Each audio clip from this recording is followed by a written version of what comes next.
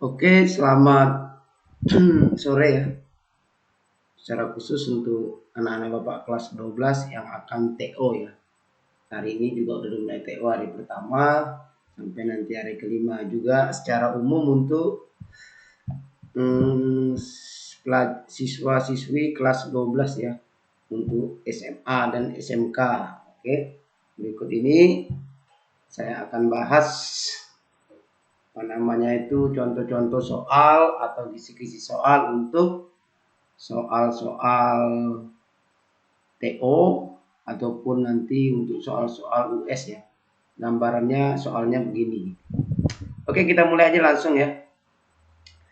Yang pertama, sebagai warga negara dan warga masyarakat, setiap manusia Indonesia mempunyai kedudukan, hak dan kewajiban yang sama.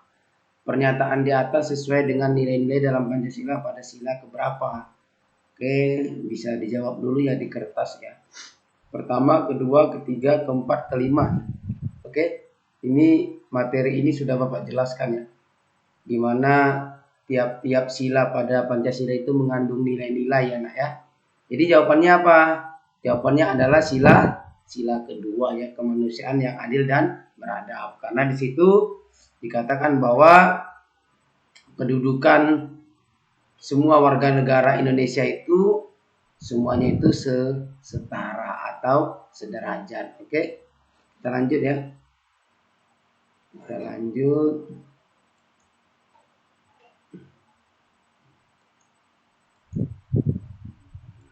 Dua ya. Kita lanjut nomor 2.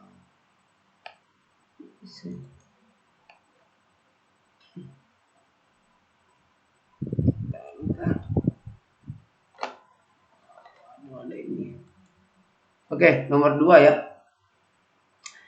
Kasus penganiayaan tenaga kerja TKI yang terjadi di luar negeri adalah contoh kasus pelanggaran HAM. Pada umumnya TKI berprofesi sebagai pembantu rumah tangga dan banyak mendapatkan diantaranya penganiayaan, pemukulan hingga pembunuhan. Dari wacana di atas, sikap harus yang kita tunjukkan dalam usaha pembelaan adalah melakukan unjuk rasa di kedutaan, mengumpulkan koin untuk pembelaan, melatih keterampilan kerja, membentuk LSM, lembaga swadaya masyarakat, dan melaporkan pada kedutaan negara Indonesia. Oke, dijawab dulu. 3 detik ya. 1, 2, 3. Jawaban yang benar adalah, kalau kita mendapatkan kasus gini, jawaban yang benar adalah melaporkan masalah ini ke Dutaan Negara Indonesia. Kita jangan ambil jalan sendiri ya. Kita harus melaporkannya pada Kedutaan Negara Indonesia.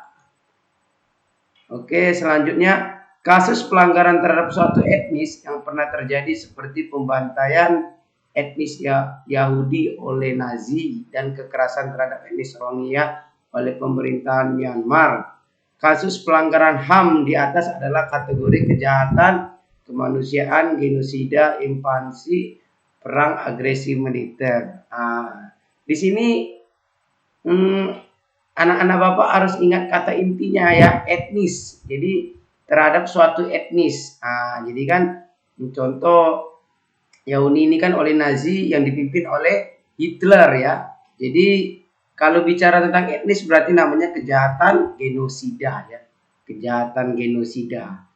Semuanya ini ya kejahatan kemanusiaan semua, tetapi karena ada kata intinya etnis, maka jawabannya adalah genosida. Oke, kita lanjut. Suatu saat ada anak yang kedua orang tuanya memiliki kewarganegaraan yang berbeda dengan anaknya sendiri. Anak tersebut dilahirkan di Singapura, sedangkan kedua orang tuanya adalah kewargaan negara Indonesia. Maka anak ini merupakan warga Indonesia. Pada ilustrasi di atas, anak azas yang sesuai dengan industri tersebut adalah, jadi jawabannya apa? Yusangunis, tunggal, yusoli, ganda, bipatret. Jadi anak-anak harus ingat ya, kewarganegaraan itu ditentukan oleh ada 2 ya, yusoli dan yusangunis. Kalau yusoli itu berdasarkan tempat di mana dilahirkan. Kalau ius sanguinis itu berdasarkan keturunan ya, keturunan. Jadi kalau ada soal yang begini berarti jawabannya apa? Lihat kata intinya, maka anak ini merupakan warga negara Indonesia. Jadi meskipun dia lahir di Singapura karena orang tuanya tadi warga Indonesia, berarti anak tersebut bisa menjadi warga negara Indonesia karena menganut azas ius sanguinis ya gitu. Di bawah ini yang merupakan peran serta masyarakat dalam aspek pertahanan dan keamanan dalam usaha bela negara. Dilihat ya. Yang pertama, ikut serta dalam mengamalkan lingkungan sekitar. Siskamling, ikut serta dalam membantu korban bencana perang, ikut membantu negara saat keadaan negara sedang berperang, melestarikan budaya luar negeri dan acuh pada budaya dalam negeri, tidak maunya keikutsertaan dalam kegiatan gotong royong. Pertanyaan yang benar ditujukan pada nomor, silakan ya. Dilihat aja. Intinya adalah aspek pertahanan keamanan, ikut serta, ini benar ya. Ikut serta dalam membantu korban bencana perang, betul. Ikut membantu negara saat keadaan sedang perang, betul. 1, 2, 3, ada nggak 1, 2, 3? 1, 2, 3 ada ya. Jadi langsung pilih aja, kalau jawaban gini, langsung pilih saja jawabannya A gitu. Pasti benar gitu ya. Jadi tidak habis waktu ke satu soal ya. Oke, kita lanjut ya. Lahirnya Pancasila ya. Lahirnya Pancasila bersamaan dengan adanya bangsa Indonesia adalah arti Pancasila sebagai jiwa bangsa Indonesia, dasar negara, kepribadian, ideologi, pandangan hidup. Oke, ini juga udah pernah kita bahas juga ya. Jawabannya adalah jiwa bangsa Indonesia. Pada masyarakat Hindu, khususnya di Bali, dikenal adanya sistem kasta ya, pembagian kelas-kelas gitu ya. Seorang berasal dari kasta Waisya tidak boleh menikah dengan dari kasta Sudra. Apabila terjadi pernikahan antara kedua kasta tersebut, maka keduanya akan dikeluarkan dari kastanya. Pernyataan di atas adalah contoh hukum tidak tertulis, yaitu hukum perdata, pidana, adat, kesusilaan atau moralitas. Oke ya, Bapak kasih waktu 2 detik ya. Oke, jawabannya adalah hukum adat ya, hukum adat. Nah, jadi di Bali itu masih mengenal kasta ya, pembagian kelas-kelas sosial. Jadi kalau kita menikah di luar kasta kita, maka kita ya harus siap dikeluarkan dari kasta kita. Perhatikan pernyataan di bawah ini, nilai agama, nilai kesusilaan, undang-undang, jurisprudensi, traktat yang merupakan sumber hukum formal. Ini gampang ya. Hukum formal, nilai agama, kesusilaan itu tidak ya. Jadi yang ada satu salah semua ini. Jawaban yang benar apa?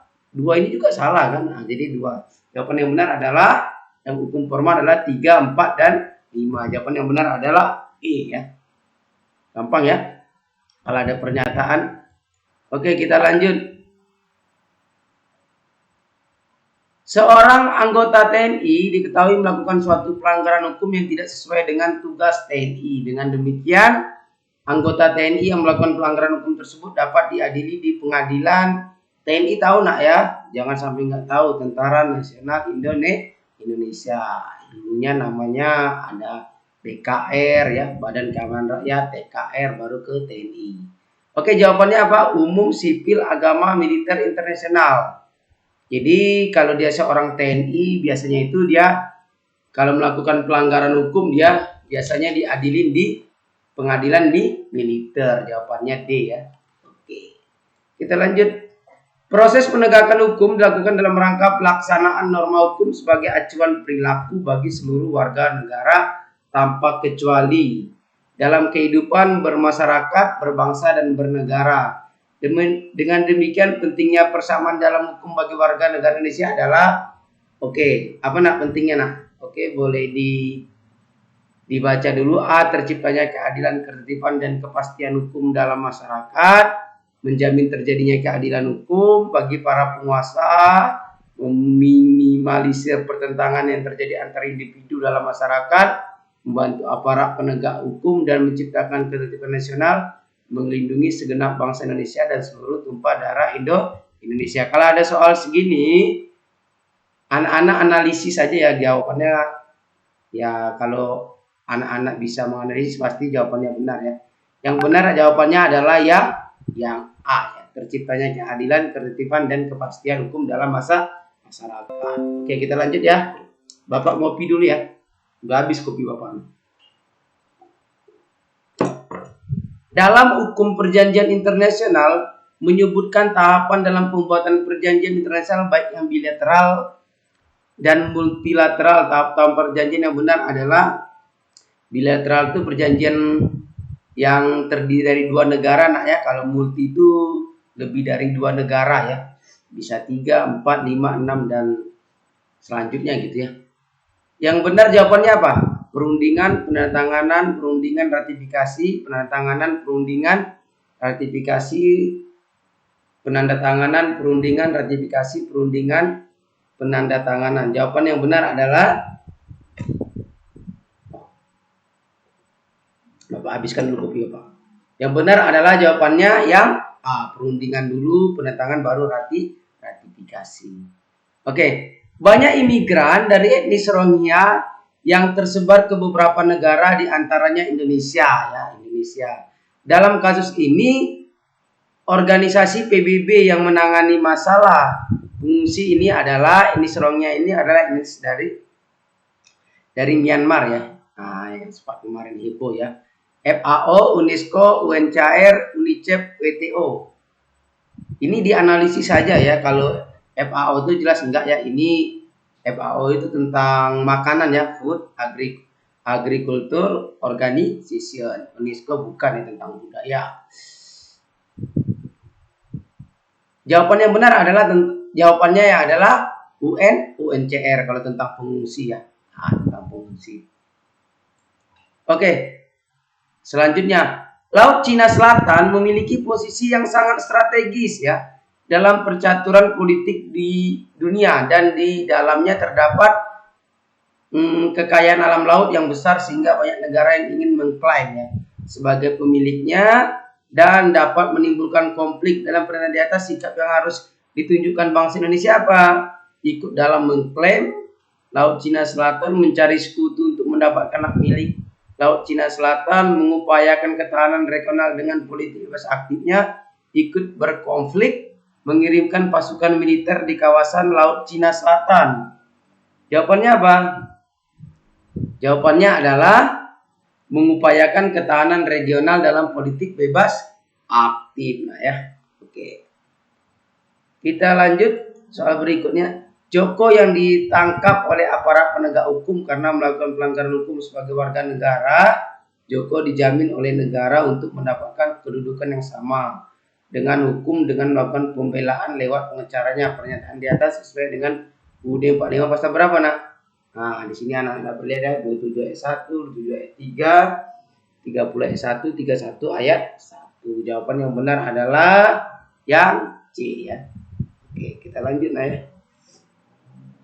Sebagai warga negara Indonesia, pelajar harus dapat mempelajari Pancasila dengan benar, sehingga pelajar dapat mengetahui tujuan Pancasila untuk menghafal semua nilai-nilai sila-sila Pancasila, mengetahui tokoh perumus Pancasila, mencapai nilai yang bagus dalam ujian, dapat menghayati dan mengamalkan Pancasila secara utuh dan benar, mengetahui hari lahirnya Pancasila. Oke, kalau ada pertanyaan gini, berarti anak-anak harus analisis ya. Jawaban yang benar adalah yang D, dapat menghayati dan mengamalkan Pancasila secara utuh dan benar. Oke, kita lanjut. Kepolisian Republik Indonesia ya, Polri, sebagai lembaga penegak hukum berperan dalam memelihara keamanan dan ketertiban masyarakat.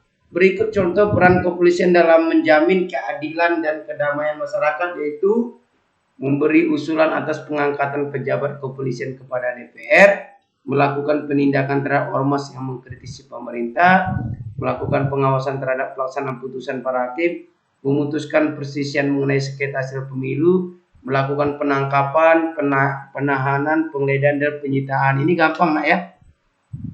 Ini gampang jawabannya ya. Jawabannya adalah apa? Jawabannya adalah melakukan penangkapan, penahanan, penggeledahan dan penyitaan ya. Oke, sebentar ya. Bentar ada telepon.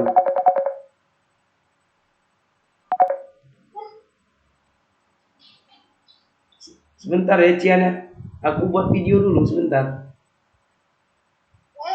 Cus, cepat pulang mau beli skincare. Iya sebentar ya. Jangan lupa ya titipan malam. Iya iya. Udah ya. Oke lanjut ya. Aduh. Itu kalau istri nelpon ya nak ya. Oke, jawabannya tadi apa? Ya, melakukan penangkapan, penahanan, penggeledahan, dan penyitaan. Oke.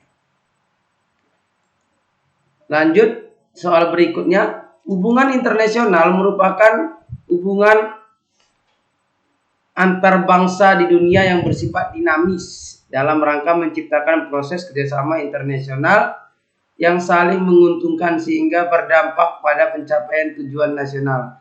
Alasan yang melatar belakangi pemerintah Indonesia menerapkan politik luar negeri yang bebas dan aktif dalam tata hubungan tersebut adalah mempertahankan kemerdekaan bangsa dan menjaga keutuhan bangsa Indonesia, ingin melindungi segenap dan seluruh tumpah darah Indonesia, memperoleh barang dari luar negeri untuk meningkatkan kesejahteraan rakyatnya, netralitas Bank Indonesia dan keinginan berperan aktif dalam perdamaian dunia.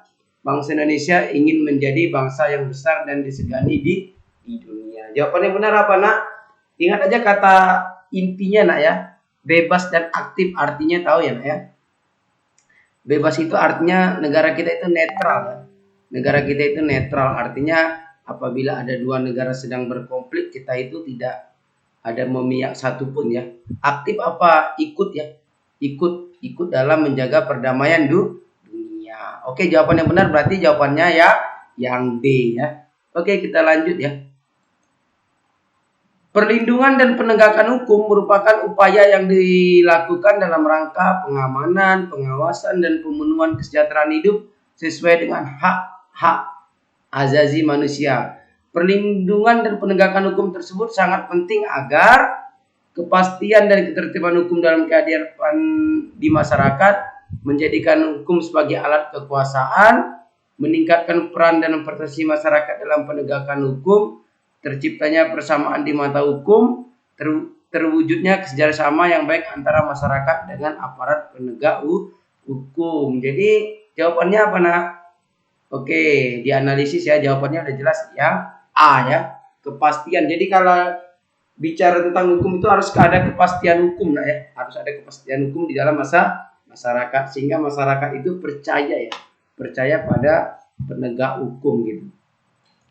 Kita lanjut ya. Politik apartheid adalah politik diskriminasi terhadap kulit hitam terutama di negara-negara Afrika sehingga banyak orang dari ras negroid dilecehkan oleh ras kaukasoid. Pernyataan di atas merupakan pelanggaran HAM yang tidak sesuai dengan Pancasila terhadap pada sila. Politik apartheidnya pembedaan ya. Pembedaan tiap-tiap orang itu berdasarkan warna kulit. Ini dulu paling terkenal di Afrika Selatan ya. Tokoh yang terkenal itu siapa? Nelson Mandela ya. Nelson Mandela. Tapi sekarang sudah nggak ada lagi ya. Jadi setiap orang itu sudah sama ya. Jadi ini tidak sesuai dengan sila mana? Udah jelas ya, tidak sesuai dengan sila kedua. Oke. Kita lanjut ya. Kejahatan yang dilakukan oleh individu atau sekelompok orang yang melakukan pemukulan bahkan pembunuhan terhadap sekelompok orang. Kasus pelanggaran ini seharusnya diadili di pengadilan HAM di Indonesia. Undang-undang tentang pengadilan di Indonesia itu nomor berapa? 26 tahun 2000 kah? 26 tahun 2001, 26 tahun 99, 25 tahun 2000, 25 tahun 2001. Kalau bicara tentang undang-undang pengadilan HAM di Indonesia itu adalah undang-undang nomor 26 tahun 2000. Oke. Kita lanjut ya. Perhatikan beberapa situasi dan kondisi berikut ya. Timbulnya kesenjangan sosial yang tajam akibat dari adanya persaingan bebas, penggunaan pengerahan massa untuk menumbangkan suatu pemerintah yang sah, munculnya gejala westernisasi, yaitu hidup yang berorientasi kepada budaya barat, menggalang kekuatan politik untuk melemahkan kekuasaan pemerintah yang berkuasa, pola perjuangan tidak bersenjata, kelompok separatis yang ditempuh untuk menarik simpati masyarakat internasional. Berdasarkan uraian beberapa kondisi di atas yang merupakan kasus ancaman terhadap negara di bidang politik. Kalau di bidang politik ya. Kalau Wastrasi ini enggak ya di bidang politik. Jadi di bidang politik adalah yang dua, bisa betul ya. Dua, 4 dan 5. Ada enggak 2, 4, 5? D ya. Jadi 2, 4 dan 5. Gampang ya. Kan Westernized ini bukan ya, lebih kepada budaya ya, budaya. Oke, kita lanjut ya. Kita lanjut.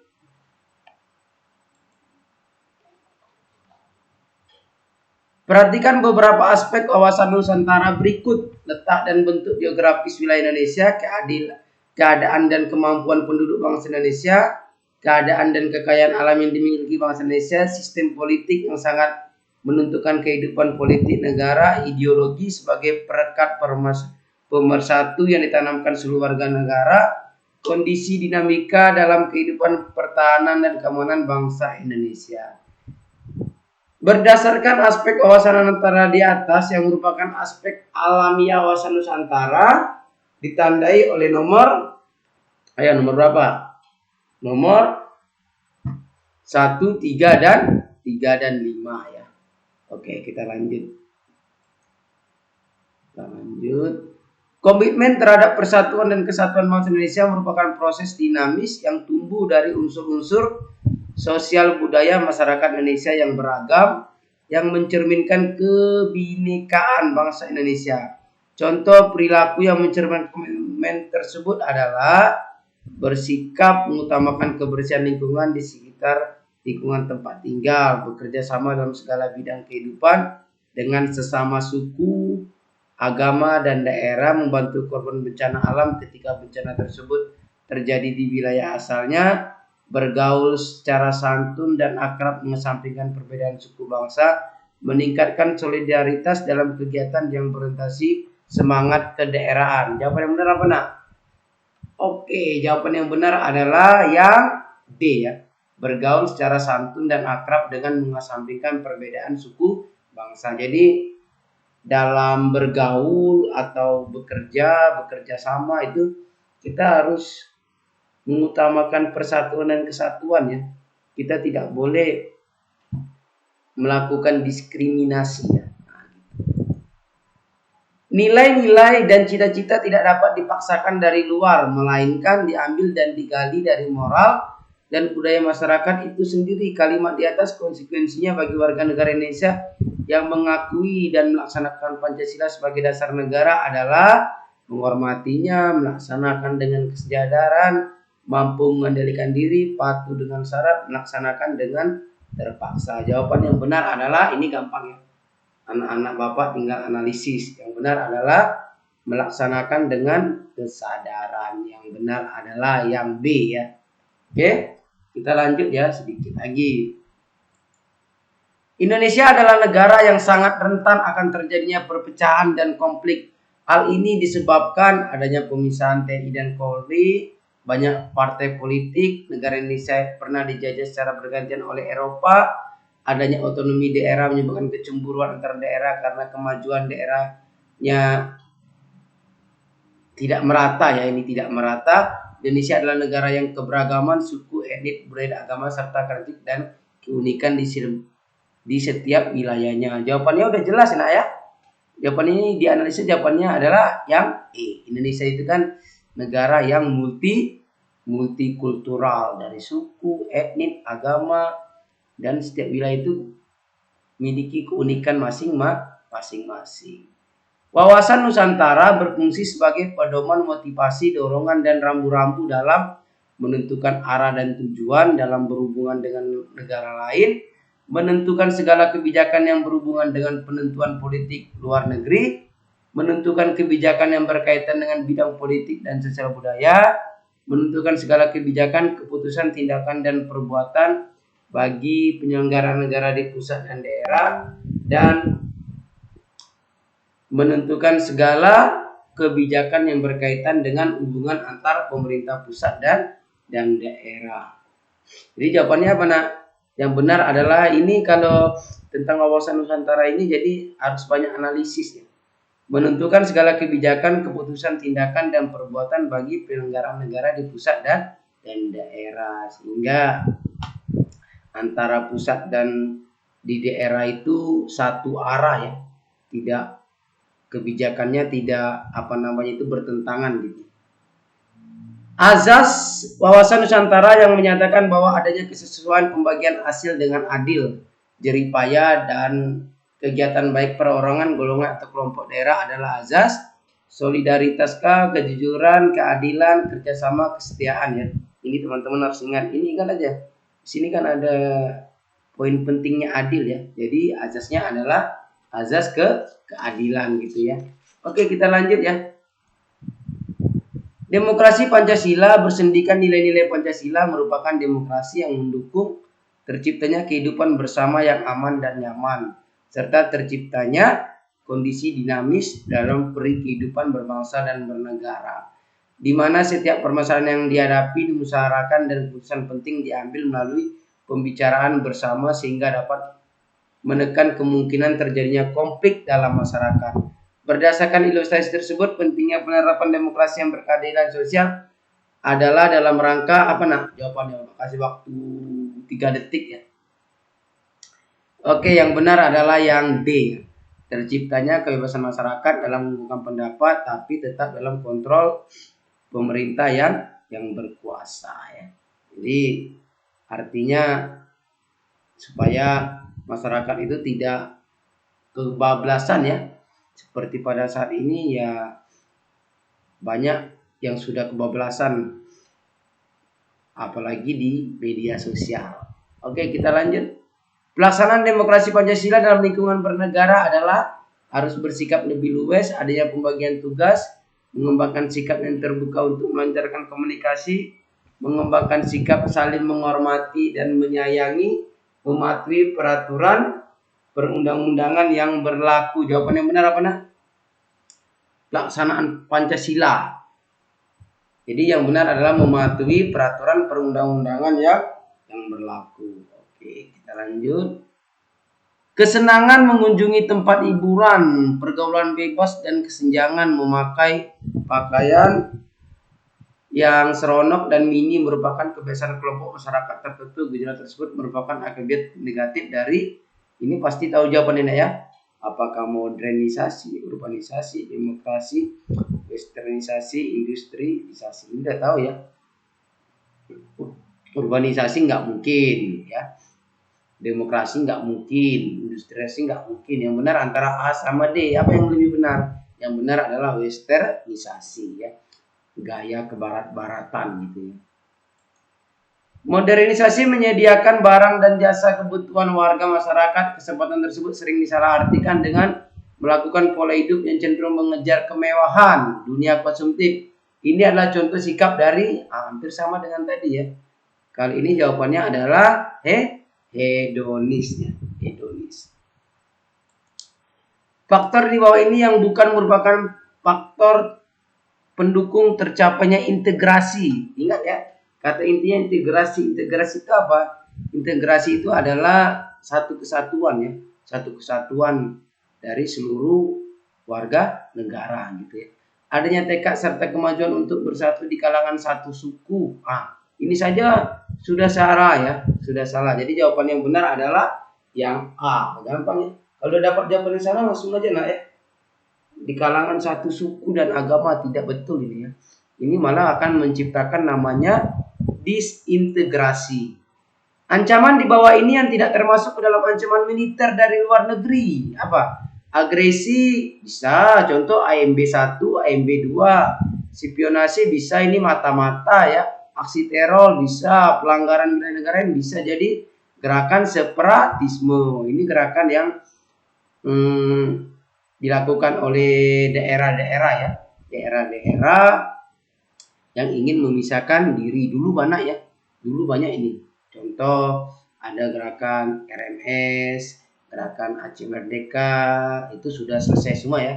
Sekarang mungkin yang masih ada itu ya OPM ya. Tapi mudah-mudahan cepat diselesaikan oleh negara gitu. Pelaksanaan demokrasi yang ditandai dengan mundurnya Soeharto sebagai Presiden RI Tanggal 21 Mei 1998 merupakan pelaksanaan demokrasi. Oke, jadi jawabannya gampang nah ya. Revolusi liberal nih bukan demokrasi Orde Baru, ya ini demokrasi pada saat Soeharto berkuasa ya kan. Reformasi dan terpimpin. Terpimpin bukan ya. Terpimpin adalah pada masa Soekarno. Jadi yang benar adalah masa reformasi gitu ya. Soeharto mengundurkan diri digantikan wakilnya pada saat itu adalah Bapak Habibie.